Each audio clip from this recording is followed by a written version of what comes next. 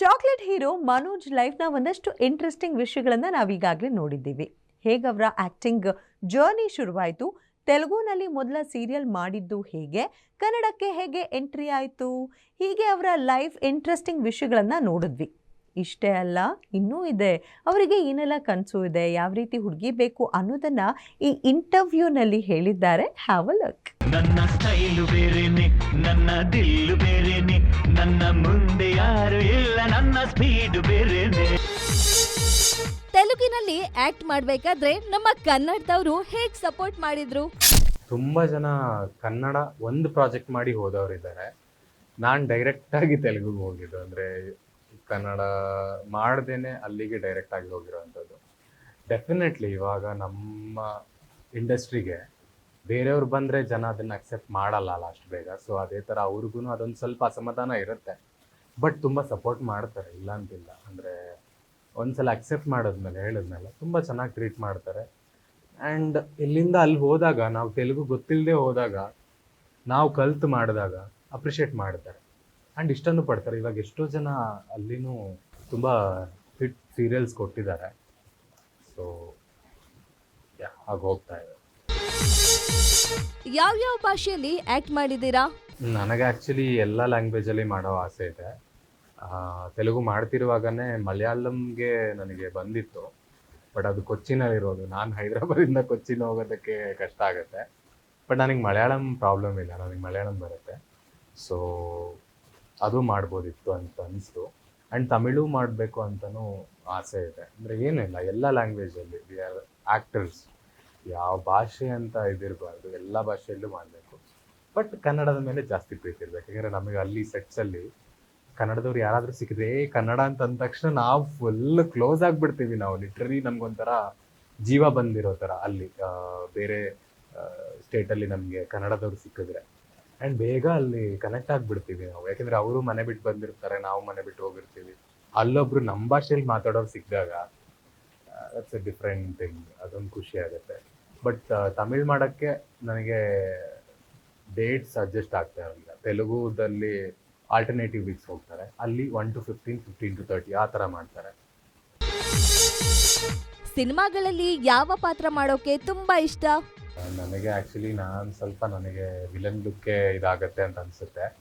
So ಆ ರೀತಿಯಾಗಿ ಹೋಗ್ಬೋದು. ನೋಡೋಣ, ಮುಂದೆ ಒಂದಿನ ಒಳ್ಳೆ ಅಪರ್ಚುನಿಟಿ ಸಿಕ್ಕಿದ್ರೆ, ಸಿನಿಮಾ ಮಾಡೋ ಅಪರ್ಚುನಿಟಿ, ಒಂದು ಒಳ್ಳೆ ಪ್ರೊಡಕ್ಷನ್ ಸಿಕ್ಕಿ ಅದು ಟೈಮ್ ಬಂದಾಗ.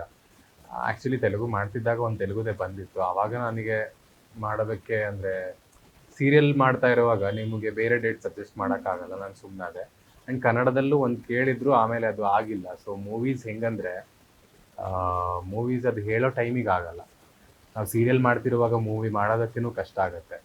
ಸೊ ಇವಾಗ ನನ್ನ ಫ್ರೆಂಡ್ ಕಡೆಯಿಂದನೇ ಒಂದು ಆಫರ್ ಇದೆ. ಪ್ರಾಬಬ್ಲಿ ಎಲ್ಲ ಒಳ್ಳೇದಾದರೆ ಆ ಮುಖಾಂತರನೇ ಮೋಸ್ಟ್ಲಿ ಲಾಂಚ್ ಆಗ್ಬೋದು ಮೂವೀಸ್ಗೆ ಅಂತ. ಮನೋಜ್ ಇನ್ನೂ ಸಿಂಗಲ್ಲ?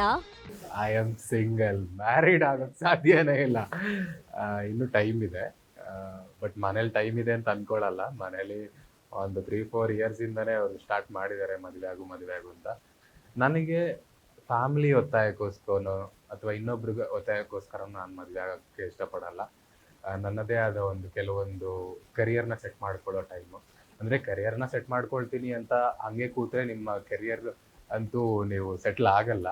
ಬಟ್ ಅದನ್ನು ಮ್ಯಾನೇಜ್ ಮಾಡಿಕೊಂಡು ಆ ಥರ ಪೀಸ್ಫುಲ್ಲಾಗಿ ನೀವು ಅದೊಂದು ಡಿಸಿಷನ್ ತಗೋಬೇಕು. Because end of the day ಇದು ಮದುವೆ. ನೀವೊಬ್ಬರು ಇನ್ನೊಬ್ಬರ ಲೈಫಲ್ಲಿ ನೀವು ಹೋಗೋವಂಥ ಒಂದು ಟೈಮು. ಸುಮ್ಮನೆ ಹೋಗಿ ನಾನು ಹೋಗ್ಬಿಟ್ಟು ಬಂದೆ, ಇವಾಗೇನೋ ಡಿವೋರ್ಸ್ ಕೊಡೋದು ಈಸಿ ಅಂತ ಹಂಗೆ ಆಗಲ್ಲ.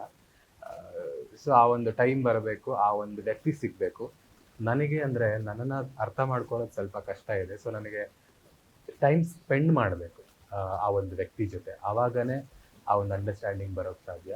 ಸೊ ಅದೆಲ್ಲ ಆದಾಗ may be in few years. ಇವಾಗ ಸದ್ಯಕ್ಕೆ ಸಿಂಗಲ್ ಇದ್ದೀನಿ. ನಿಮ್ಮನ್ನ ಮದ್ವೆ ಆಗೋ ಹುಡುಗಿ ಹೇಗಿರ್ಬೇಕು?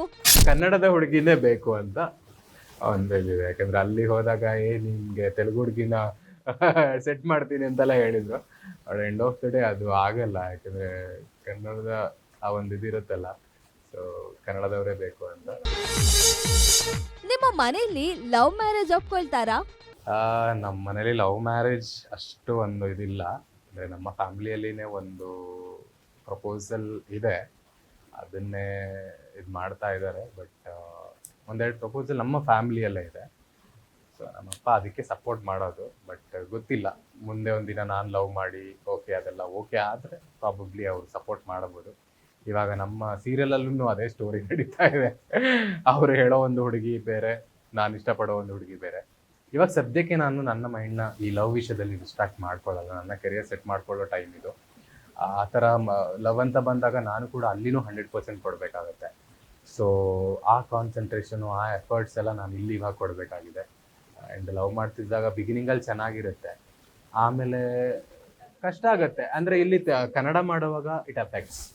ಯಾಕಂದರೆ ನಿಮಗೆ ನೀವು ಓನ್ ಡೈಲಾಗ್ಸ್ ಹೇಳಬೇಕು. ಇಲ್ಲಿ ನಿಮ್ಮ ಮೈಂಡ್ ತುಂಬ ಕ್ಲಿಯರ್ ಆಗಿರಬೇಕು, ಇಲ್ಲಾಂದರೆ ಡೈಲಾಗ್ ನೆನ್ಪಿಟ್ಕೊಳ್ಳೋಕ್ಕಾಗಲ್ಲ. ನಿಮ್ಮ ವಾಯ್ಸಲ್ಲಿ ಗೊತ್ತಾಗುತ್ತೆ, ಟೆನ್ಷನ್ ಎಲ್ಲನೂ ಗೊತ್ತಾಗುತ್ತೆ. ಸೊ ನನಗಿವಾಗ ಲವ್ ಅಂತಂದರೆ ಇವಾಗ ಏನು, ಎಷ್ಟು ದಿನ ಮಾಡ್ತೀರಾ? ಆ ಒಂದು ಲವ್ಗೆ ಬೆಲೆನೇ ಇಲ್ಲ ಅಲ್ಲ. ಮೊದಲ ಕ್ರಶ್ ಅಥವಾ ಬ್ರೇಕಪ್ ಆಗಿದ್ಯಾ? ಕ್ರಶ್ಗಳು ತುಂಬ ಆಗ್ತಾ ಇರುತ್ತೆ, ಹೋಗ್ತಾ ಇರುತ್ತೆ ಎಲ್ಲ. It's all common. ಬ್ರೇಕಪ್ ಅಂತ ಏನು ಆ ಥರ ಮೇಜರ್ ಬ್ರೇಕಪ್ಸ್ ಅಂತ ಇಲ್ಲ. ಯಾಕೆಂದರೆ ನನಗೆ ಇವಾಗ ಅಂಡರ್ಸ್ಟ್ಯಾಂಡ್ ಆಗುತ್ತೆ ಯಾರು ನನ್ನ ಜೊತೆ ಇರ್ತಾರೆ, ಯಾರು ಇಲ್ಲ ಅನ್ನೋದು ನನಗೆ ಗೊತ್ತಾಗುತ್ತೆ. ಸೊ ನಾನು ಅಷ್ಟು ಅವ್ರ ಜೊತೆ ಕನೆಕ್ಟ್ ಆಗೋಕ್ಕೆ ಹೋಗಲ್ಲ. ಮುಂಚೆ ಆ ಒಂದು ಟೈಮ್ ಇತ್ತು, ತುಂಬ ಕನೆಕ್ಟ್ ಆಗಿ ಅವ್ರು ಹೋದಾಗ ಬೇಜಾರು ಮಾಡ್ಕೊಂಡಿದ್ದು ಅದು ಇದು ಎಲ್ಲ. ಇವಾಗ ನನಗೆ ರೆಸ್ಪಾನ್ಸಿಬಿಲಿಟಿ ಇದೆ, ನಮ್ಮ ಅಪ್ಪ ಅಮ್ಮನ ರೆಸ್ಪಾನ್ಸಿಬಿಲಿಟಿ ಇದೆ. ಸೊ ಅದ್ರ ಮೇಲೆ ನಾನು ಜಾಸ್ತಿ ಕಾನ್ಸಂಟ್ರೇಟ್ ಮಾಡ್ತೀನಿ. ಅಂದರೆ ನನ್ನ ಲವ್ ಲೈಫ್ ಬಗ್ಗೆ ನಾನು ಅಷ್ಟು ಇನ್ನೂ ಥಿಂಕ್ ಮಾಡಿಲ್ಲ. ಲವ್ ಅಂತಂದರೆ ಇವಾಗ ಒಟ್ಟಿಗೆ ಇರಬೇಕು ಅಂತಂದರೆ ಚಿಕ್ಕ ಚಿಕ್ಕ ಪ್ರಾಬ್ಲಮ್ಗಳನ್ನು ನಾವು ಚಿಕ್ಕದಾಗೆ ನೋಡ್ತೀವಿ. ಬೇರೆ ಆಗಬೇಕು ಅಂತಂದಾಗ ಚಿಕ್ಕ ಚಿಕ್ಕ ಪ್ರಾಬ್ಲಮ್ಗಳನ್ನ ದೊಡ್ಡ ಮಾಡ್ತೀವಿ. ಸೊ ಇಟ್ಸ್ ಆಲ್ ನಮ್ಮಲ್ಲೇ ಇದೆ, ನಾವು ಅದನ್ನ ಹೆಂಗೆ ನೋಡ್ತೀವಿ ಅನ್ನೋದು. ಎನಿವೇಸ್ ಇನ್ನು ಗೊತ್ತಾಗತ್ತೆ, ಇನ್ನು ಕನ್ನಡದಲ್ಲಿ ಇರೋದ್ರಿಂದ ನಿಮಗೆಲ್ಲ ಅಪ್ಡೇಟ್ಸು ಸಿಗ್ತಾ ಇರುತ್ತೆ. ಎಂತೆಂಥ ಆನೆಗಳನ್ನ ಪಳಗಿಸಿರೋ ನಿಮ್ಗೆ ಒಂದು ನಾಯಿ ದೊಡ್ಡ ವಿಷಯ. ಗ್ಯಾರಂಟಿ ನ್ಯೂಸ್, ಸುದ್ದಿ ಖಚಿತ, ನ್ಯಾಯ ನಿಶ್ಚಿತ.